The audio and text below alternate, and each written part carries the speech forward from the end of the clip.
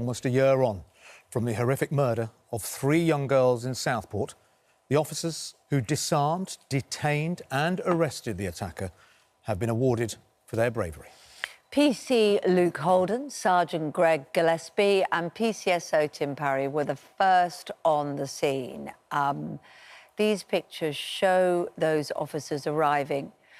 It's from sort of CCTV footage and body cam footage, but due to the distressing nature, we made a decision to pause them at that point because their bravery should be celebrated, but not the events. Exactly. And last night, the 3 officers were recognised with National Police Bravery Awards. And they join us now, along with Chris McGlade, chair of the Merseyside Police Federation.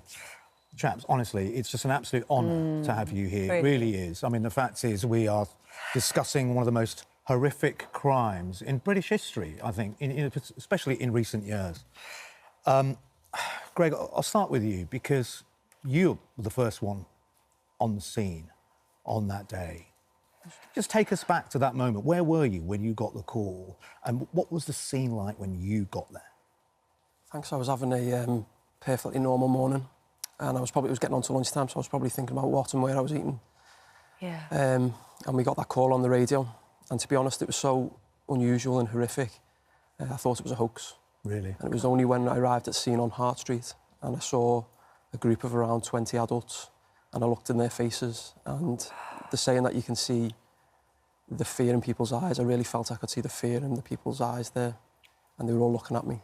And at that moment, it was just a case of trying not to get overwhelmed and try to make some clear, rational decisions on how to proceed. Because that's the thing I think a lot of people... What stops you at that second? Yeah. What stops you at that second running away, not running towards the problem? Because I think... Sorry, I don't want to interrupt you, but that moment when you can see the fear in people's eyes, that's what makes you extraordinarily brave, I think, because most people's instincts would be to flee.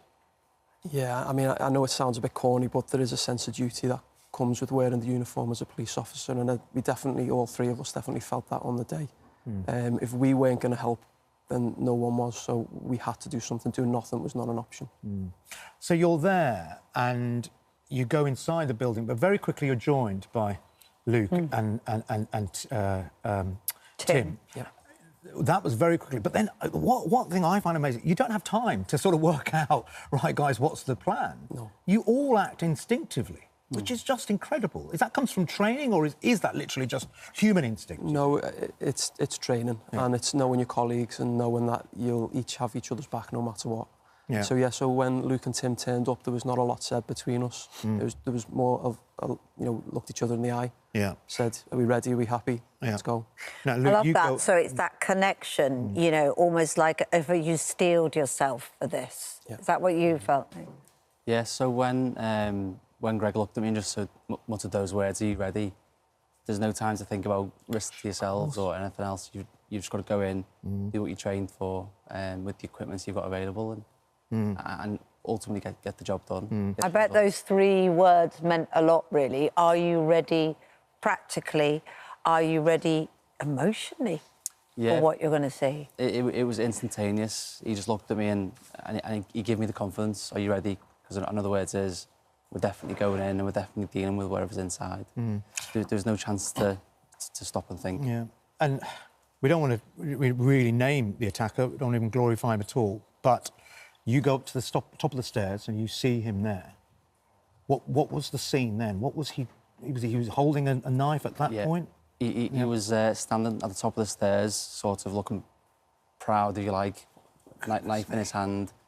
And I think Greg's put this really well in the past. He was sort of fronting, in a way. You know, really? I'm not afraid, but I think once he saw two men shoulder to shoulder walking up the stairs towards him, he thought, these are not cowards, these are not going to stand down. It obviously allowed us to detain him after a short scuffle. Tim, you're a police community support officer. I mean, you are coming from a slightly different position, aren't you? What did you experience before encountering this in terms of the role you've been playing? Yeah, so normally this is very sort of alien to ourselves, really. Our equipment isn't really up to scratch with, obviously, what officers have to hold on them and things. But yeah, I was partnered with Luke today on that day, and it was just anything that kind of come across, really, and stuff, so... What was going through your mind? It was just pure adrenaline, really. Didn't really get to think about what we had to do. It was just, well, this is the next sort of step, and it was just everything kind of just flew from there, really. So, yeah, difficult to see.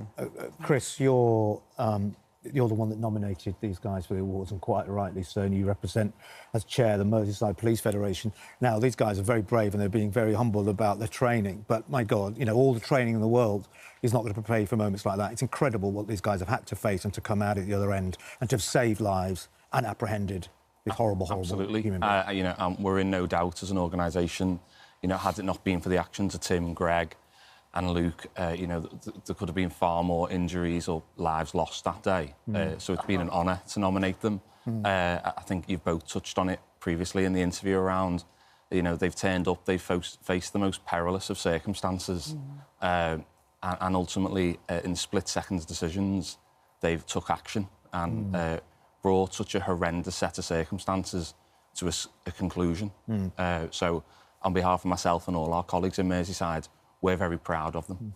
And we're very proud of them too. And I think people out there, I know you're all of you, particularly you three and also you, Chris, are very conscious not to celebrate the bravery because the crime was so awful and to really focus on the victims. But that's a wonderful approach. But also, this is something so wonderful, it deserves rewarding, doesn't it? Absolutely. You know, it's right that the three of them are recognised, but throughout, you know, they have been, I think it's testament to them as individuals. They've been reluctant, really, to probably, you know, embrace this nomination, as other nominees in the past may have been able to. But as I say, I think that's testament to them and the fact that the families have always been at the forefront of all our minds throughout this. Chris, can I ask you sort of a policy question? I think it is important. You know, this is a horrible, horrible crime. I mean, the police often get, for, you know, lots of reasons, a bad reputation, but this is an example of how many great people there are working and protecting us across the country. Knife crime is an epidemic in this country. Do you think we're doing enough?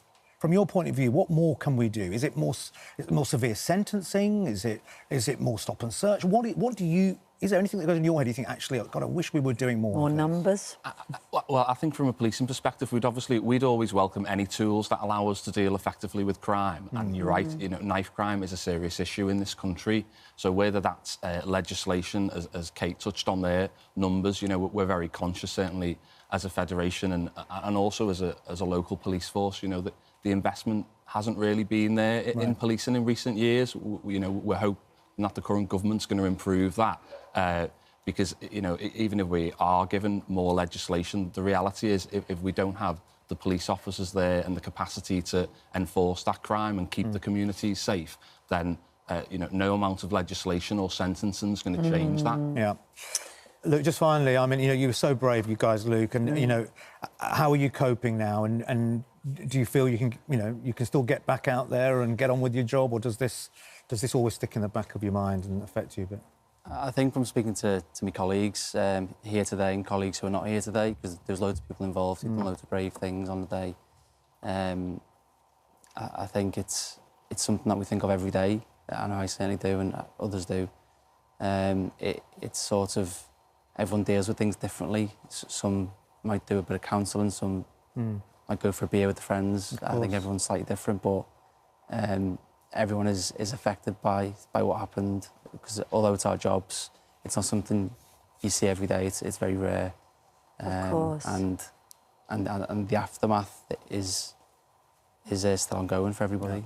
Well, look, we wish you luck with processing it in whichever way you choose. But also, I'm sure Adil will agree, thank you for what you do every day on behalf of all police everywhere, and particularly on that day. And thoughts, of course, with the people in Stockport and their families and the relatives of all those victims. Thanks very much. Southport, sorry, I should say. Thank you so much for joining us. Thank you.